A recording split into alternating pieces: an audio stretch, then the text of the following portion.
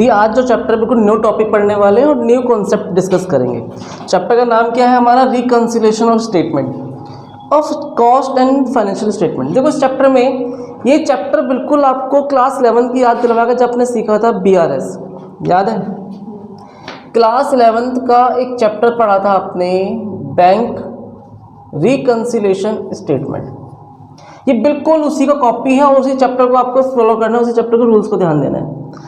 अब एक बात बताओ, कंपनी में काम एक हुआ, एक ही काम को दो बंदा रिकॉर्ड करता है, एक फाइनेंशियल में रिकॉर्ड होता है और एक कॉस्ट में रिकॉर्ड होता है। काम एक है तो अमाउंट दोनों तरफ बैलेंस सेम आना चाहिए, अलग आना चाहिए, सेम आना चाहिए। काम एक था, लेकिन क्या होता है कई बार कुछ रीज़न की वजह से, टेक्निकल रीज़न की वजह से अमाउंट डिफर्स कर जाता है। फाइनेंशियल में प्रॉफिट कुछ और आ रहा है और कॉस्ट का प्रॉफिट कुछ और शो होता है, तो कहीं ना कहीं दोनों मिसमैच हो जाता है। तो ये जो मिसमैच हमारा हो रहा है किस रीज़न की वजह से हो रहा है वो ही हमें जानना है। इसे क्या बोलेंगे? रिकंसिलिएशन। उसी को रिकंसाइल करना, चेक करना है कि प्रॉब्लम्स जो हो रही है वो किस रीज़न की वजह से हो रही है। समझ में यहाँ तक? आपने 11 में क्या सीखा था? BRS में आपने जो भी आप एंट्री करते हो, पैसा देते हो या पैसा लेते हो, कोई भी रिसीव करते हो, दो जगह बात होती है। एक तो बैंक में रिकॉर्ड होता है और एक आप अपनी जगह रिकॉर्ड करते हो, कहाँ पर? कैश बुक में रिकॉर्ड करते हो। ये सीखा था। एक बैंक वाला रिकॉर्ड करेगा और एक अपने ऑफिस में रिकॉर्ड करोगे। बैंक वाला रिकॉर्ड करता है पासबुक में और ऑफिस में कहाँ रिकॉर्ड होता है? कैश बुक में। ये तो आपने सीखा था 11 में कि भैया एक ट्रांजेक्शन है, रिकॉर्ड दो जगह है, कैश में भी और बैंक में भी। आपको आपके पास डेटर से पैसा मिला डायरेक्ट बैंक में, तो उसकी दो जगह रिकॉर्डिंग हो गई, एक बैंक में भी पैसा रिकॉर्ड होगा और एक कैश में रिकॉर्ड होगा। लेकिन कई टेक्निकल रीज़न को वजह से आपने देखा था कि दोनों में बैलेंस में डिफरेंस आ रहा था, 50,000 का, 40,000 का, 30,000, वो कुछ भी रीज़न हो सकता है। लाइक ड्यू टू टाइम की वजह से आपने चेक इशू कर दिया, वो प्रेजेंट ही ना हो पाया, देखा था आपने सभी। Cheque clear but not, cheque deposit but not clear, ये भी हो सकता था। आपने चेक जमा तो कर दिया लेकिन बैंक में जाके क्लियर नहीं होता है, तो हम सोचते थे भाई हमारे पास तो पैसा आ गया, लेकिन सच्चाई में वहाँ पैसा नहीं पहुँचा था। तो कहीं ना कहीं कई रीज़न ऐसे हो जाते हैं जहाँ दोनों बैलेंस मिसमैच कर जाते हैं। तो आपको इन्हीं मिसमैच को जो हो रहा है, बैलेंस डिफर कर रहा है, उन्हीं को ठीक करना है। और क्या बनाना है इसके लिए? रिकंसिलिएशन स्टेटमेंट चेक करना है किन रीजनों की वजह से वो बैलेंस डिफर हो रहा है। कोई डाउट आता है? तो इस चैप्टर में पूरा कॉन्सेप्ट वही रहने वाला है। तो काम एक है, कंपनी वही है, प्रोडक्शन भी हुआ, खर्चे वही थे, लेकिन दो बैलेंस का आना ये बहुत बड़ा समस्या है कि ऐसा क्यों हुआ, क्योंकि काम तो एक ही था, चाहे फाइनेंशियल से रिकॉर्ड करो चाहे कॉस्ट से रिकॉर्ड करो। तो इसीलिए डिस्कस करेंगे। अब देखो इसको मैं आपको छोटा सा एक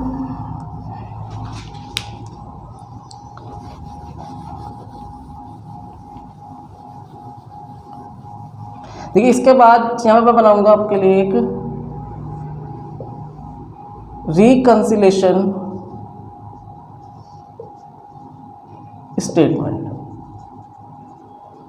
एक पॉजिटिव और एक होता है नेगेटिव। ये लिखते थे आप 11 में भी, एक प्लस साइड होता था और एक नेगेटिव साइड होता था। तो यहाँ पर हमें दो तरह के बैलेंस होते हैं, एक balance as per cash book, cost book, और एक balance as per financial book. तो आपके पास सपोज मैंने मान लिया प्रॉफिट है, कॉस्ट के हिसाब से प्रॉफिट 10,000 है और फाइनेंशियल के हिसाब से प्रॉफिट यहाँ लिखो। देखिए कॉस्ट के हिसाब से प्रॉफिट 10,000 और फाइनेंशियल के हिसाब से प्रॉफिट कितना है आपके पास? 15,000 है। तो कहीं ना कहीं देखो, आप खुद सोचो कि जब कॉस्ट के अकॉर्डिंग मैं देखता हूँ तो प्रॉफिट 10,000 आता है, लेकिन यही प्रॉफिट फाइनेंशियल अकॉर्डिंग देखता हूँ तो कितना आ रहा है? 15,000। तो ऐसे क्या रीज़न है कि ये जो प्रॉफिट 5,000 वहाँ ज़्यादा आ रहा है और यहाँ 5,000 प्रॉफिट कम आ रहा है? इन्हीं को मुझे चेक करना है, इन्हीं को मुझे क्लासीफाई करना है। मुझे उनको ध्यान नहीं देना जिस पे कोई इफेक्ट ही ना पड़ो, उनको देखना जहाँ पे बैलेंस मिसमैच हो रहा हो, बैलेंस ऊपर नीचे हो, वही चीज़ ध्यान देनी है। तो देखो आपके पास प्रॉफिट 10,000 इसका भी है और वहाँ का भी है। सपोज मैंने यहाँ पे लिख दिया बैलेंस एज पर, इसे आप लिखो sorry, profit as per cost accounting. Profit कहाँ जाएगा इसका? इधर। और आपने 10,000 रखा था, 10,000 लिख दो इस जगह। देखो अगर आपने जिसका बैलेंस यूज किया, हमने किसका बैलेंस इस्तेमाल किया? कॉस्ट का, तो वो कहाँ जाना पड़ेगा? फाइनेंशियल पे जाना पड़ेगा। समझ में? अगर आप फाइनेंशियल लेते तो कहाँ जाते? कॉस्ट पे जाती, कोई डाउट नहीं आता। तो मैंने बैलेंस किसका उठाया है, कॉस्ट का, तो मुझे कॉस्ट का बैलेंस लिखा और जाना कहाँ है, फाइनेंस से मैच करते हुए जाना है। अब पहला एग्जांपल, डायरेक्ट मटेरियल 10,000 का यहाँ भी रिकॉर्ड हुआ और 10,000 का यहाँ भी रिकॉर्ड हुआ। अब एक बात बताओ, यहाँ तो कोई गड़बड़ है ही नहीं, 10,000 की रिकॉर्डिंग यहाँ भी, तो 10,000 की रिकॉर्डिंग यहाँ भी है, तो जब दोनों तरफ सेम अमाउंट की रिकॉर्डिंग बिल्कुल सही रिकॉर्डिंग है तो इसकी कोई भी इफेक्ट पड़ने की ज़रूरत नहीं है। लेबर 5,000 का लेबर यहाँ भी था और 5,000 का लेबर यहाँ भी था, क्या इसे रिकॉर्ड करने की ज़रूरत है, नहीं है। फैक्ट्री ओवरहेड देखो, फैक्ट्री ओवरहेड, अब देखो समझना, सपोज फैक्ट्री ओवरहेड मैंने लिखा है यहाँ पर 3,000 और यहाँ लिखा 5,000, क्या इससे रिकॉर्ड करने की ज़रूरत है? अब देखते हैं कि बिल्कुल है। क्यों? क्योंकि कहीं ना कहीं दोनों में डिफरेंस आ रहा है। हमारे हिसाब से फैक्ट्री खर्चे कितने हैं, कॉस्ट के हिसाब से 3,000 और फाइनेंशियल में कितना लिखा जा रहा है, 5,000। तो कोई दोनों में हो रियलिटी है। फाइनेंशियल अकाउंट आप कब बनाते हो, साल के लास्ट में, समझ में, और साल के लास्ट में वो एक्चुअल चीज़ों को रिकॉर्ड करता है, एक्चुअलिटी रिकॉर्ड करता है। लेकिन कॉस्ट क्या है, प्रिडिक्टेड, आप स्टार्टिंग में प्रिडिक्ट कर लेते हो कितना पैसा खर्च होगा, तो ये डिफरेंस आने के लिए ये भी रीज़न होता है। समझ में आया लॉजिक? पहला तो कॉस्टिंग में हमने सोचा था भाई 3,000 का फैक्ट्री ओवरहेड होगा, लेकिन हुआ कितना, 5,000। अब एक बात सोचना, आपको एक कॉन्सेप्ट पे ध्यान देना, कुछ भी नहीं करना, बहुत ईजी है। एक तरफ लिखो कॉस्ट और एक तरफ लिखो फाइनेंशियल। क्या लिखना है, कॉस्ट और फाइनेंशियल। आपका फैक्ट्री ओवरहेड यहाँ 3,000 पे है, वहाँ 5,000, कितना रुपये कम है यहाँ पर, 2,000 कम। अगर फैक्ट्री ओवरहेड 2,000 कम होने से आपका इसका प्रॉफिट तो बढ़ गया होगा, कॉमन सी बात है। अगर यहाँ मैं खर्चे कम रिकॉर्ड कर रहा हूँ और वहाँ खर्चे ज़्यादा रिकॉर्ड कर रहा हूँ, तो यहाँ पर खर्चे कम रिकॉर्ड होने से इसका तो प्रॉफिट बढ़ेगा ना। जितना कम खर्चा रिकॉर्ड करते जाओगे प्रॉफिट बढ़ता जाएगा। कोई डाउट आता है, समझ में आ गया था? तो आपने क्या नोटिस किया कि सर यहाँ पे मैंने एक्सपेंसेस कम रिकॉर्ड किए हैं तो खर्चे ज़्यादा हो गए, यहाँ पे कैसा है, वो माइनस का माइनस नेगेटिव में है। एक बात और, जिसका बैलेंस आप लिख रहे हो उसी में ही छेड़खानी करनी है, उसी में आपको बैलेंस करना है। तो अपने के पास बैलेंस कौन सा लिखा आपने यहाँ पर, कॉस्ट अकाउंटिंग, तो कॉस्ट में ही छेड़खानी करनी है। यहाँ पॉजिटिव है, ऐसा क्या कर दूँ कि दोनों इक्वल हो जाए, माइनस, ताकि ये माइनस होगा तभी तो दोनों इक्वल होंगे। और किसको कहाँ रिकॉर्ड कर दिया जाएगा, फैक्ट्री ओवरहेड। कहाँ रिकॉर्ड होगा ये, नेगेटिव साइड 2,000 पे। कोई डाउट इस जगह, ये कॉन्सेप्ट समझ में आया? तो आपको देखना, जिसका बैलेंस आप लेते हैं, आपने कॉस्ट का बैलेंस लिया तो कॉस्ट में प्लस माइनस, फाइनेंशियल का बैलेंस होगा तो फाइनेंशियल प्लस माइनस। मैंने किसका प्रॉफिट लिया था, कॉस्ट वाले का, तो मैंने कॉस्ट में ही चेंज किया है। अगर ये पॉजिटिव था तो उसे क्या कर दिया, नेगेटिव, ताकि दोनों क्या हो सके, इक्वल हो सके। कोई डाउट आता है? देखिए अगला फोर्थ में ध्यान दो। उसके बाद फैक्ट्री ओवरहेड पढ़ा आपने, समझ में आया? अब देखो फैक्ट्री ओवरहेड के बाद मैं आपको लेता हूँ, यहाँ पर एक दिखता हूँ, एडमिनिस्ट्रेशन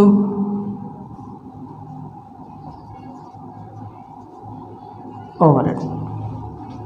तो एडमिनिस्ट्रेशन के खर्चे मैंने यहाँ पर रिकॉर्ड करे 5,000 और यहाँ रिकॉर्ड है 2,000। हमने कितना रिकॉर्ड करके चल रहे हैं, 5,000, रियल में हो कितना रहा है, 2,000। अब एक बात सोचना, हमने तो कुछ ज़्यादा ही खर्चे माइनस करके बैठे हैं, फिर वही रूल लगाओ। देखो फिर लिखेंगे सी और एफ, कॉस्टिंग, कॉस्ट यहाँ पे क्या है, फाइनेंशियल। आपके पास ज़्यादा खर्चे माइनस करने की वजह से इसका प्रॉफिट क्या हो जाएगा, माइनस हो जाएगा। कॉमन सी बात है, आपने 3,000 रुपये ज़्यादा माइनस कर दिए, मतलब इसका प्रॉफिट डाउन हो गया। यहाँ तो पॉजिटिव है, चेक कर लो। आपके पास बैलेंस किसका लिखा है आपने, कॉस्ट अकाउंटिंग का बैलेंस है, तो कॉस्ट में ही आपको प्लस माइनस छेड़खानी करनी है। तो क्या करते हैं इस जगह, प्लस। तो क्या लिखेंगे यहाँ पर, एडमिनिस्ट्रेशन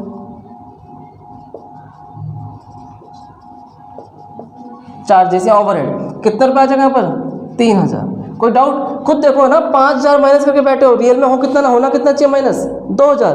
तो 3,000 जो अपने ज़्यादा माइनस करते हो उसे प्लस कर दो, प्लस ही तो हो रहा है। कोई डाउट? अब एक और एंट्री भी ध्यान देना, एडमिशन के बाद जैसे मैं आपको लिख रहा हूँ यहाँ पर, बैंक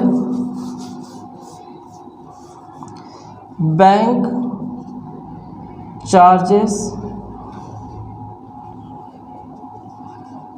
या बैंक क्रेडिट इंटरेस्ट।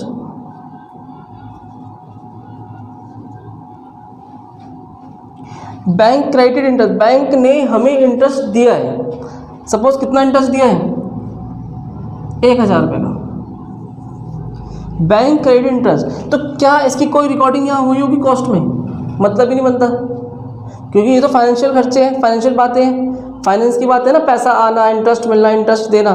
क्या हमने कॉस्ट में बात करी होगी इसकी? कुछ भी बात नहीं करी होगी। तो वहाँ पर आपने देखा 1000 रुपये रिकॉर्ड हो गया, मतलब उसका प्रॉफिट ज़्यादा हो गया। फिर लिखेंगे सी और एफ, वहाँ तो हम पॉजिटिव में चल रहे हैं। इस एंट्री का इफेक्ट देखना, 1000 रुपये से आपका फाइनेंशियल प्रॉफिट इंक्रीज हो गया। क्यों? तो जैसे इंटरेस्ट बैंक में आया आपने रिकॉर्ड करते क्रेडिट साइड, लेकिन यहाँ तो पता ही नहीं है ना, क्या कर देंगे यहाँ पे हम माइनस करके बैठे हैं। क्या कर दें इसे अब हम प्लस, तो क्या लिख देंगे bank credited interest in the financial book, और रिकॉर्डिंग कहाँ करनी पड़ेगी मुझे? पॉजिटिव साइड को।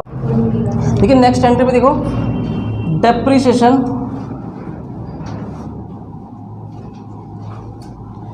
देखो डेप्रिसिएशन पे ध्यान देना। डेप्रिसिएशन हमने रिकॉर्ड किया कॉस्ट अकॉर्डिंग 1000 का, और फाइनेंशियल अकॉर्डिंग जो रिकॉर्ड होता है 1500 को होता है। तो कहीं ना कहीं मिसमैच हो रहा है, डिफरेंस आ रहा है। आपने कॉस्टिंग में देखो रूल्स अलग था डेप्रिसिएशन रिकॉर्ड करने का, फाइनेंशियल में अलग था, एसएलएम या डब्ल्यूडीवी। वहाँ आंसर कितना आ रहा है 1500, यहाँ पर कितना आ रहा है 1000। अब आप खुद देखो कितने का डिफरेंस आ रहा है, 500 का डिफरेंस आ गया। 500 रुपये आपके ज़्यादा माइनस हो गए फाइनेंशियल में से, मतलब वहाँ तो प्रॉफिट कम हो गया है। यहाँ पर कैसा है आपका पॉजिटिव, क्या करते हैं इस जगह नेगेटिव। तो यहाँ पे लिखेंगे डेप्रिसिएशन, जो भी डिफरेंस आया कितने का 1500 माइनस 1000, और अमाउंट कहाँ रिकॉर्ड होगा 500 रुपये। एक एंट्री और देखो डिविडेंड रिसीव्ड,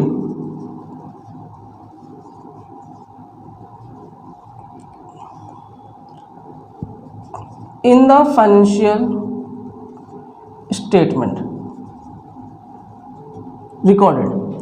आपको देखो dividend received in the financial statement में रिकॉर्ड किया गया है, रिकॉर्डेड। सपोज डिविडेंड मिला कितना 2000 रुपये, आप समझना आपको डिविडेंड मिल गया, तो आपने डिविडेंड कमाया है 2000 रुपये, वो कहाँ रिकॉर्ड हो गया फाइनेंशियल में। क्या कॉस्टिंग में कोई रिकॉर्डिंग हुई इस बात की?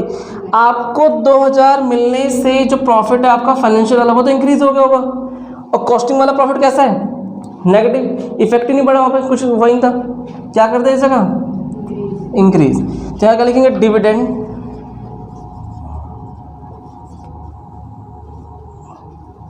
रिसीव्ड 2000 रुपये। कोई डाउट है तक? देखो इनकम टैक्स प्रोवाइडेड, क्या लिखने वाले हो इनकम टैक्स प्रोवाइडेड। देखो आप सपोज इनकम टैक्स प्रोवाइड किया गया 2000, टैक्स किसके बेहाफ पे पे किया था? फाइनेंशियल स्टेटमेंट के बेहाफ पे पे करना है आपको। तो अपने 2000 पे इनकम टैक्स प्रोवाइड कर दिया है, क्या लिखोगे आप? फिर लिखने वाले हैं सी और एफ। अब देखो फाइनेंशियल में प्रॉफिट क्या हो जाएगा डाउन हो जाएगा, क्योंकि 2000 पे इनकम टैक्स प्रोवाइड किया है। यहाँ प्रॉफिट कैसा होने वाला है इंक्रीज, प्लस में क्या कर दे इस जगह माइनस इनकम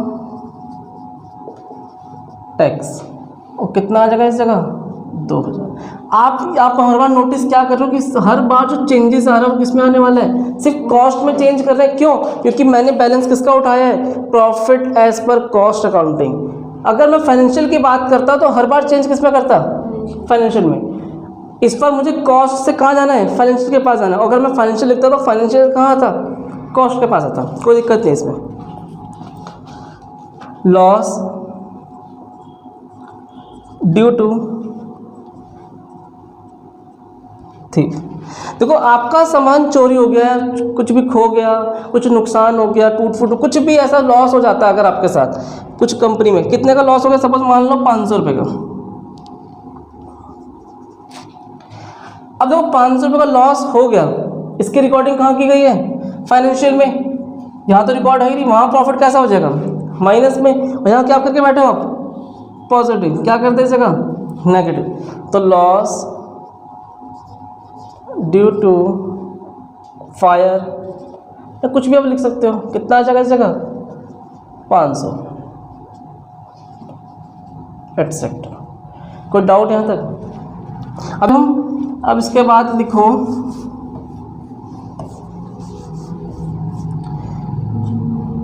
इसमें लिखो प्रिलिमिनरी एक्सपेंसेस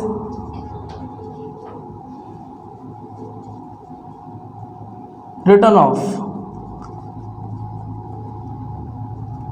देखो प्रिलिमिनरी एक्सपेंसेस को रिटर्न ऑफ की बात कहाँ की जाती है? प्रिलिमिनरी एक्सपेंस जितने भी राइट ऑफ होंगे, जो भी प्रिलिमिनरी एक्सपेंसेस है, डिस्काउंट है, loss on issue, share, debentures वगैरह कहाँ पर होते हैं वो सारी बातें फाइनेंशियल एक्टिविटी में। तो फाइनेंशियल में सपोज आपने 1000 रुपये राइट ऑफ कर दिया है। अब देखो इसका इफेक्ट क्या पड़ने वाला है, क्या लिखने वाले हैं? सी और एफ, कॉस्टिंग और फाइनेंशियल। आपका प्रॉफिट 1000 रुपये से डाउन हो जाएगा। यहाँ पर कैसा प्रॉफिट? पॉजिटिव। क्या करते हैं? नेगेटिव। क्या लिखेंगे यहाँ पर? Preliminary expenses return of financial statement. कितना रुपये? 1000 रुपये। कोई डाउट यहाँ तक? देखो इसके अलावा जैसे एक और लिखूँ मैं, प्रोविजन फॉर डाउटफुल डेब्ट।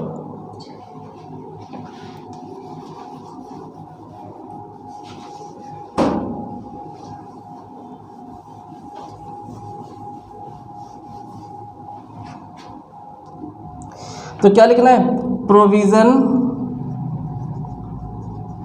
फॉर डाउटफुल डेब्ट। तो प्रोविजन फॉर डाउटफुल डेब्ट का मतलब क्या है? आपको डाउट है कि पैसा लेके लोग भाग सकते हैं, और ये बात हम कहाँ मेंटेन करते हैं? डेटर्स पे मेंटेन किया जाता है। सारी रिकॉर्डिंग कहाँ होगी? कॉस्टिंग में कि फाइनेंशियल में? फाइनेंशियल में इफेक्ट पड़ेगा। सपोज आपको लगता है कि आपके 2000 रुपये डूब सकते हैं, मान लो 2000 रुपये डूब सकता है। इसका कोई भी इफेक्ट कॉस्ट से रिलेटेड तो है नहीं, कॉस्ट में तो केवल कॉस्ट की बात की जाती है। क्या लिखेंगे हम? C F. अब देखो 2000 रुपये आपने लिख दिया प्रोविजन फॉर डाउटफुल डेब्ट, प्रॉफिट घटेगा कि बढ़ेगा? फाइनेंशियल का प्रॉफिट ऑटोमेटिकली क्या हो जाएगा आपका? डाउन हो जाएगा। यहाँ क्या करके बैठे हो आप? पॉजिटिव। क्या करते हैं इस जगह?